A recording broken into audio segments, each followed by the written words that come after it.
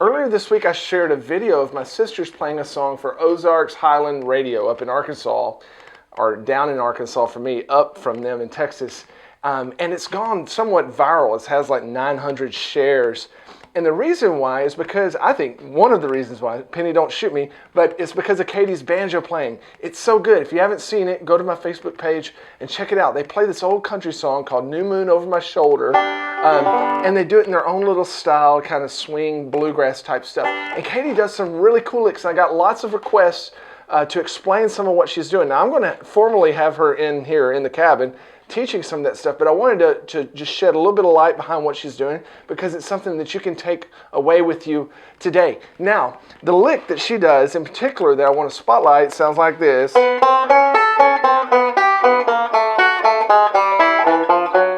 Okay, now she does it a lot faster and a lot smoother than maybe I'll even attempt right now. It takes a little practice, it's tricky, but we need to know the theory behind it because we can use it in all sorts of different ways. And the theory is very, very well explained in 2 videos that I've done already. Big lessons. One's called 6th Interval Backup Study, where we look at 6th intervals and how to use them. The other one is the one with Alan Mundy, which you've probably seen, called Fretboard Geography, where he takes the banjo neck and completely unlocks it. And the main thing, in a nutshell, that he teaches us to do is how to walk up and down the strings using the diatonic chords. What do I mean by that? Well, I mean if we take each one of the strings and we start with a chord, okay? So here's our open G chord, and then we walk up or down the key that we're in, walk up and down that major scale. We'll create diatonic chords, which are the naturally occurring chords within a key. For example, on our 3rd string here, it's a G note. If I were to walk up the G major scale, it would look like this. The 2nd string is a B note. If I walked up the G major scale, and then our 1st string is a D note. Now if I do all those together, I'll start with a G chord, and then if I do them all the same, just walking up the scale, A minor, B, C, keep walking up, F sharp diminished there, and then back to a G. Now this is very, very handy to know because you can use them to walk from one chord to another, and essentially that's what she's doing when she does this lick. Now, she's doing it in D there, but let me show it to you in a G context, and then you'll see that you can take it anywhere because it is closed, meaning that you don't have to use open strings, and that means you can play it in any key you want and not use the capo.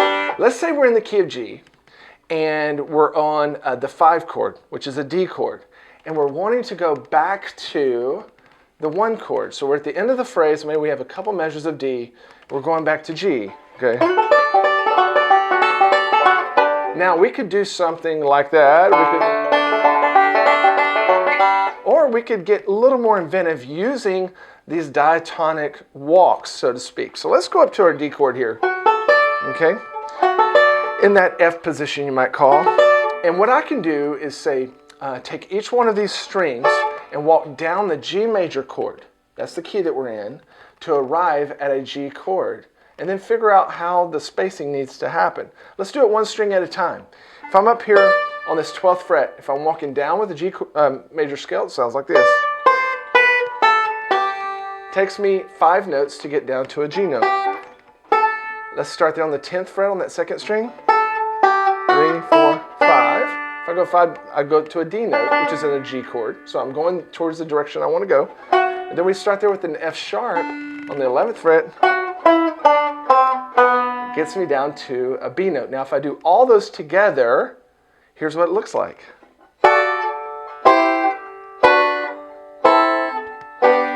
Kind of cool, huh? We're just walk and we play a D chord. If we walk down the scale with all the notes, C, B minor, A minor to a G. So that sounds really cool. Instead of, if we have 2 measures of D and we're going back to a G, instead of just something like that, we could do something like this. Okay? Now there's all kinds of different ways that you can play those.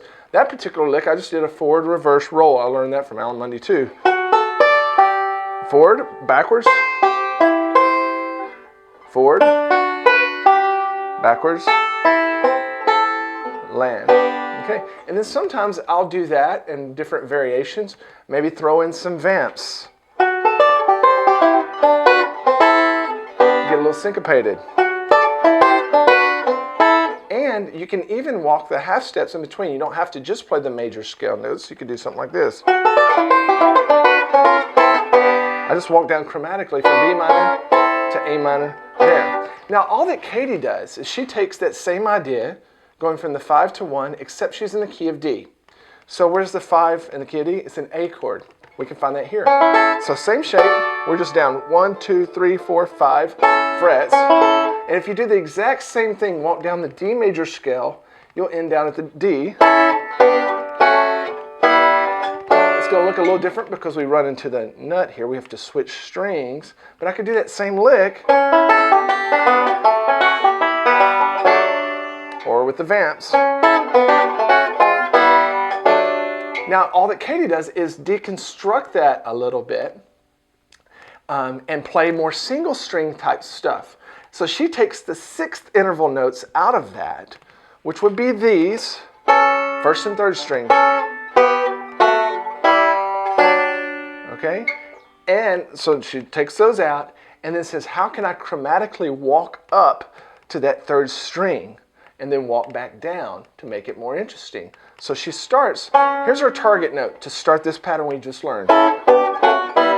Okay, here's her starting note. So she starts a whole step beneath it, and walks it chromatically, and then plays that 1st string there, which now you know what that is. That's part of your A chord. Now she's going to walk back down. What is she doing there? Well, she's just walked down. Walk down again. Now she's down to this D, or the C sharp minor, and then walk down again. Now down to this E minor position, and then she walks up into the D. Okay, so a little quicker, it looks like this.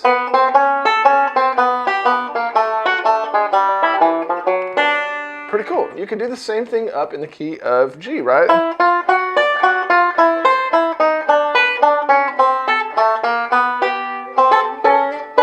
You can use those. It's so fun, and there's so many different ways. And if you watch the video, again, you'll see that she does a variation of it up the neck too. She carries it up an octave and messes with it even more. Does some different vamps and some different single string techniques, so that we figure out that what she's doing is not that hard, Katy. It's not that hard. I mean, it requires a little skill, but the actual theory behind it is not that hard. And I think sometimes we can hear things like that. We think, well, that's way above me. That's something only the pros like Katy does. Well, no. If we know our major scale, we can figure this stuff out. We can start on the 5 chord, walk all the strings down on the major scale of the key that we're in.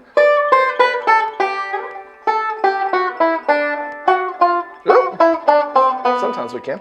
Put them all together. And then figure out really cool ways to walk those down.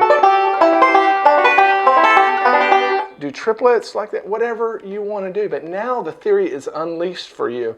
And I hope that you enjoy that. Make sure and go like that video, share it. You'll love the song. It's an old country song. It's been recorded by all kinds of people, and even done bluegrass style with Del McCoury and Mac Wiseman and you know, that other flat picker guy. What's his name? Doc Watson. Have a good day.